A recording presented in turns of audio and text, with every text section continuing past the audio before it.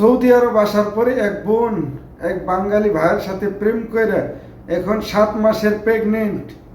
দেখেন ভিডিওটা। তোর নাম কি? ফারজানা। ফারজানা। হ্যাঁ, আইসস কয়দিন হইছে এই জায়গায়?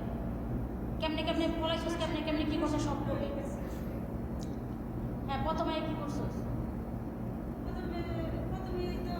এইভাবেই যারা আসেন সৌদি আরবে, যেসব বোনেরাই সৌদি আরব আসেন, আসার পরে এইভাবে হাজার হাজার মানুষ খারাপ হয়ে যেতেছে, আমাদের দেশের বদনাম তৈরি করতেছে।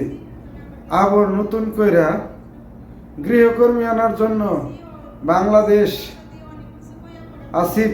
ডক্টর আসিফ প্রবাসী কল্যাণ মন্ত্রী, উনি আবার নতুন করে সাইন দিছে, মানে আমাদের দেশের যেন ইজ্জতটা বাইসা না থাকে। এই কারণে দেখতেছেন তো ঘটনাটা, এখন 7 মাসের প্রেগনেন্ট। এই মেয়েটার অবস্থাটা এখন বর্তমান কি হবে, কে নিবে এই দায়ভার?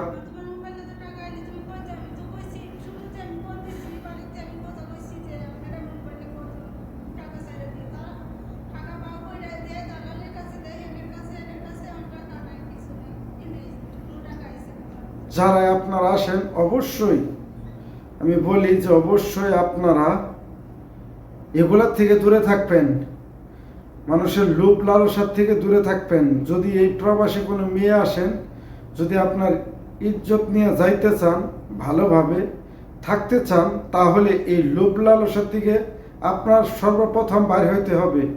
অনেকেই আপনাকে অনেক ধরনের লোভ দেখাবে যে এই টাকা বেতনে কেন কাজ করো, এর সাথে ভালো কাজ দিব আমি, আমার সাথে আসো। আসার পরে ওই যে এইভাবে আপনারাও বাচ্চা নিয়ে দেশে যাবেন, আবেন সিঙ্গেল যাবেন ডবল। এটাই তো আপনারা চান, যে লুট কইরা ডবল ডবল হয়ে দেশে যায়। এইভাবেই তো আমাদের দেশের ইজ্জত নষ্ট করতেছেন আপনারা, এইভাবেই বাঙালির বদনামগুলা তৈরি করতেছেন আপনারা।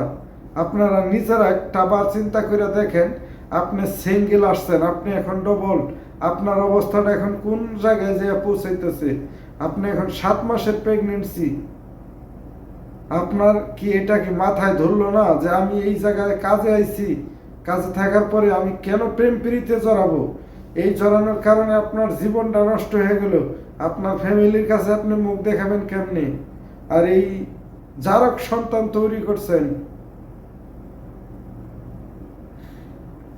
যারাই আসেন সৌদি আরবে, যেসব মেয়েরাই আসেন, আমি বলি যদি আসেন, যদি আপনার লোভ লালসা থাকে তাহলে সৌদি আরব আসেন না। যদি লোভ লালসা না থাকে, যে না অর্থের জন্য আসতেছেন, অর্থের ঠেকায়, তাহলে কোম্পানিতে আসেন, কি মালিকের কাজে আসেন, বাসার কাজে, যে টাকা বেতন দেবো এটার মধ্যেই সন্তুষ্ট থাকার চিন্তা ভাবনা করবেন। যদি আপনারা লোভ লালসায় আকৃষ্ট হয়ে যান, তাহলে আপনার কপালে এই ধরনের দুঃখ থাকবে।